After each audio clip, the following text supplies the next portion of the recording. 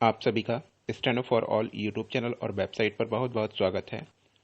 अब एक एक शब्द को चेक करने के झंझट से मुक्ति पाएगा। स्टेनो फॉर ऑल आपको देता है स्वतः मूल्यांकन की सुविधा। किसी भी पुस्तक किसी भी गति पर आप इंग्लिश या हिंदी में ऑडियो सुनने के पश्चात, डिक्टेशन सुनने के पश्चात अपनी गलतियों का मूल्यांकन प्राप्त कर सकते हैं।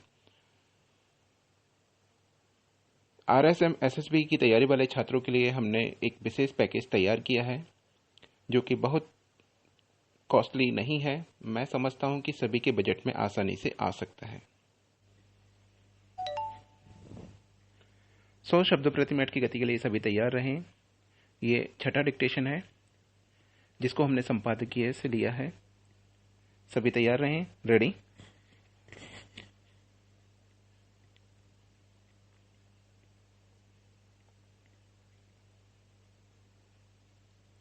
ऐसे में सरकार और चार धाम के तीर्थ पुरोहितों व हक हुकूकधारियों, मंदिर पर अधिकार रखने वाले गांव के लोगों के बीच प्रस्तावित वार्ता पर सबकी नजरें टिकी हैं। हालांकि बोर्ड के संबंध में सरकार कोई फैसला लेती है तो उसे देवस्थानम प्रबंध अधिनियम में संशोधन करना होगा। संयुक्त उत्तर प्रदेश में वर्ष 1949 में बद्रीनाथ केदारनाथ मंदिर समिति अधिनियम लाया गया था।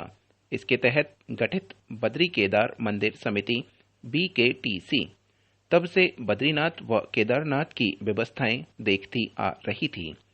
इनमें बद्रीनाथ से जुड़े 29 और केदारनाथ से जुड़े 14 मंदिर भी शामिल थे। इस तरह कुल 45 मंदिरों का जिम्मा BKTC के पास था। वर्ष 2017 में भाजपा सरकार के सत्तारूढ़ होने के बाद वैष्णो देवी मंदिर की तर्ज पर यहां भी चार धाम के लिए बोर्ड बनाने की कसरत हुई। पिछले साल तत्कालीन त्रिवेंद्र सिंह रावत सरकार के कार्यकाल में उत्तराखंड चार धाम देवस्थानम प्रबंध अधिनियम अस्तित्व में आया और फिर चार धाम देवस्थानम प्रबंध बोर्ड गठित किया गया। बोर्ड के दायरे में चार धाम बद्रीनाथ, केदारनाथ व उनसे जुड़े मंदिरों के साथ ही गंगोत्री और यमुनोत्री, रघुनाथ मंदिर, देवप्रयाग, चंद्रवदनी, मुखेम नागराज मंदिर, टेहरी और राजराजेश्वरी मंदिर श्रीनगर को लाया गया। हालांकि देवस्थानम अधिनियम का चार धाम के हक हकूकधारी लगातार विरोध कर रहे हैं। गंगोत्री में तो अब भी विरोध जारी है। हक हकूकधारियों का कहना है कि यह अधिनियम उनके हितों पर कुठाराघात है। जब यह अधिनियम लाया गया और बोर्ड का गठन किया गया तो तब भी उन्हें विश्वास में नहीं लिया गया। अलबत्ता इस बीच देवस्थानम बोर्ड ने बद्रीनाथ व केदारनाथ और उससे जुड़े मंदिरों की व्यवस्थाएं अपने हाथ में ले ली। प्रदेश सरकार के नेतृत्व परिवर्तन के बाद मुख्यमंत्री तीरथ सिंह रावत ने कमान संभाली तो उन्होंने बोर्ड और उसमें शामिल मंदिरों के संबंध में पुनर्विचार की बात कही। मुख्यमंत्री ने साफ किया कि चार धाम के पंडा समाज और हक हकूकधारियों से वार्ता कर सरकार उनकी भावनाएं जानेगी। सभी से बातचीत कर आगे निर्णय लिया जाएगा। इस क्रम में उच्च स्तर पर मंथन शुरू हो गया है। कोरोना संक्रमण के मद्देनजर स्थिति सामान्य होने पर सरकार चार धाम के हक हकूकधारियों से वार्ता के लिए बुला सकती है। सूत्रों के अनुसार सरकार गंगोत्री और यमुनोत्री के अलावा देवप्रयाग, टेहरी व पौड़ी के चार मंदिरों को बोर्ड के दायरे से बाहर रखने का प्रस्ताव रख सकती है। इसके बाद बोर्ड के दायरे में केवल बद्रीनाथ व केदारनाथ और उनसे जुड़े मंदिर ही रह जाएंगे जो पूर्ववर्ती BKTC की तरह व्यवस्थाएं देखेगा। सूत्रों ने बताया कि बोर्ड के संबंध में सरकार जो भी फैसला लेगी उसे अमल में लाने के लिए उसे विधानसभा से चार धाम देवस्थानम प्रबंध अधिनियम में संशोधन करना पड़ेगा। अभी समस्त जनमानस वैश्विक महामारी के अत्यंत कष्टदायक दौर से गुजर रहा है। इस स्थिति के लिए भौतिक संसाधनों के आकर्षण में भारतीय जीवन शैली से दूर होना प्रमुख कारण है। सर्वप्रथम मनुष्य को ब्रह्म मुहूर्त में जागने की महत्व बढ़ाने के लिए कहा गया कि जो सोवत है सो खोवत है, जो जागत है सो पावत है। इस लोकोक्ति में 100 शब्द का अर्थ 100 लिया जाना चाहिए, यानी 100% खोना या पाना ही इसका मतलब है। प्रातः काल सूर्य को जल अर्पण गायत्री मंत्र के जप का मतलब ही था कि ईश्वरीय कृपा प्राप्त करना। ईश्वरीय कृपा का अर्थ सिर्फ पद प्रतिष्ठा या पैसा ही नहीं, बल्कि शरीर और मन को आहत करने वाली शक्तियों से मुकाबला करने का सामर्थ्य पैदा करना है। इसकी कमी से ही रोग प्रतिरोधक क्षमता में कमी आती है। अगस्त्य ऋषि पर भी शत्रु रूपी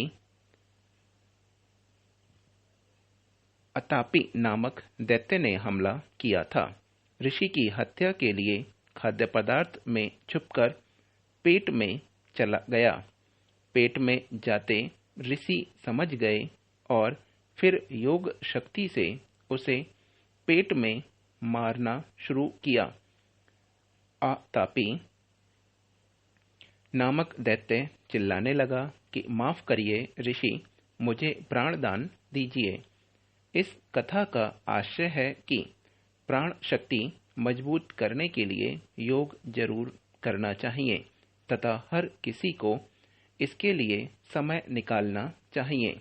योग का मतलब ही शरीर का प्राण वायु के साथ संयोग बैठाना है। शरीर में ही ऑक्सीजन प्लांट की स्थापना यदि की जाए तो बाहर से ऑक्सीजन की जरूरत नहीं पड़ेगी। ऐसी स्थिति में महामारी के विभत्स रूप को देखते हुए अब समय आ गया है कि हम अपने ऋषियों द्वारा जीने की जो कला बताई गई थी उस ओर तत्काल लौटें। देर रात जागने और सुबह देर तक सोने की आदतों को बदलना होगा। श्रीमद् भागवत गीता में श्री कृष्ण के आहार विहार के उपदेशों को अपनाना होगा। जीवन शैली में इस बात पर भी ध्यान देना होगा कि सात्विक आय से ही जीवन निर्वाह किया जाए। संयुक्त राष्ट्र के महासचिव एंटोनियो गुतेरस ने हाल में कहा कि कोरोना महामारी का एक बड़ा नुकसान जनहित के लिए काम करने वाले मीडिया संस्थानों को वित्तीय चुनौतियों के रूप में उठाना पड़ रहा है। कोरोना महामारी के दौरान स्वास्थ्य संबंधी भ्रम और गलत सूचनाओं के प्रसार को दूसरी महामारी करार देते हुए उन्होंने कहा कि सत्यापित वैज्ञानिक और तथ्यपरक समाचार प्रस्तुत कर मीडिया एंटीडोट यानी विष की काट करने का काम करता है। दरअसल दुनिया भर के पत्रकार कोरोना महामारी के दौरान नकारात्मक माहौल को सकारात्मक माहौल में बदलने में मदद कर रहे हैं। वे अपनी जान एवं परिवार की परवाह किए बिना विषम हालातों में कार्य कर रहे हैं। इन दिनों कोरोना से जुड़े फेक न्यूज की बाढ़ आ गई है और खबरों की सत्यता को प्रमाणित किए बिना ही उसे फॉरवर्ड करने का सिलसिला भी बढ़ा है। वहीं वैक्सीन को लेकर देश में तमाम तरह की अफवाहें फैली हैं। ऐसे में मुश्किल समय में भी पत्रकार अपने दायित्वों का समुचित निर्वहन कर लोगों तक सही खबर पहुंचाने और उनका भ्रम दूर करने में जुटे हैं। हालांकि महामारी के दौरान पत्रकारिता करना एक मुश्किल भरा दायित्व है। फील्ड हो या डेस्क, काम करते वक्त खुद को संक्रमण से बचाए रखना और उत्पन्न डर पर काबू पाना भी किसी चुनौती से कम नहीं है। कोरोना महामारी के दौरान लोकतंत्र के इस चौथे स्तंभ की महत्ता और बढ़ गई है। संक्रमित और मृत पड़े मरीजों के सत्यापित आंकड़ों को सामने लाना, लोगों को जागरूक करना, अस्पतालों और कोविड सेंटरों की वस्तु स्थिति बताकर प्रशासन को दिशा निर्देश तथा सुधार होने तक आवाज उठाने का दायित्व पत्रकारों के कंधों पर है। आज जब कोरोना महामारी से पूरा देश भयभीत है, तो इस भय की जद के आने से देश के पत्रकार भी अछूते नहीं रहे हैं। यह हमारी डिक्टेशन समाप्त हो चुकी है।